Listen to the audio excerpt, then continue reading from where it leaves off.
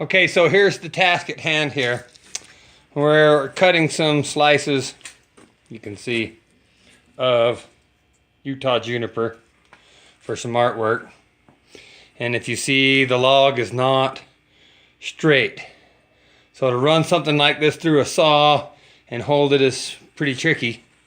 So what I came up here with is this sled. I made it out of some scrap plywood and some 1/4-inch drywall toggle bolts there for my wing nuts.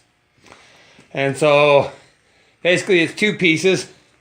It's a base plate, and I mortised a piece into the bottom here, and this rides in the groove on the bandsaw table to keep it square and straight. And then this piece is a couple pieces of plywood that I put together with some screws and glues, and I mortised them, you can see. And then I set my router table up to cut a couple slots for those bolts. And then on the front side, you see I have lines in a 1/4-inch increment.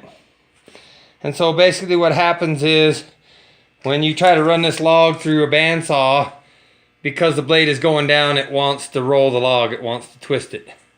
And so what this allows me to do is simply run a couple of screws through the backside. Here's one, and here's one here. And that holds the log from twisting. And it allows me to very quickly, without getting my tape measure out, readjust in 1/4-inch or 1/2 inch or whatever you want. And it holds it there. The cool thing about this is you have to be careful, your fastener coming through the log, that you don't want to cut those screws with your bandsaw blade. So this line right here, this last line, tells me when to stop so that I don't cut the screw. But at this point in the game, you've taken enough pieces off and created a flat enough edge so that I can put my standard fence back on here and make my last couple of cuts.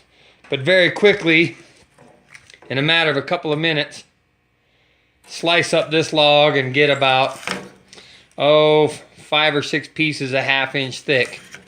And so we can put them together in a different arrangements, whatever we feel like, to do some artwork. And it's got a nice resaw finish on it.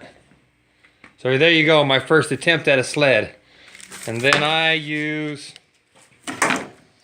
2 roller stands out the front and the back side of the saw so that I can bring it all the way out and all the way through without having it wave or tip or dip or bind the blade in any way. Smooth operation. So I'll try and get another video of how it works and you can see it.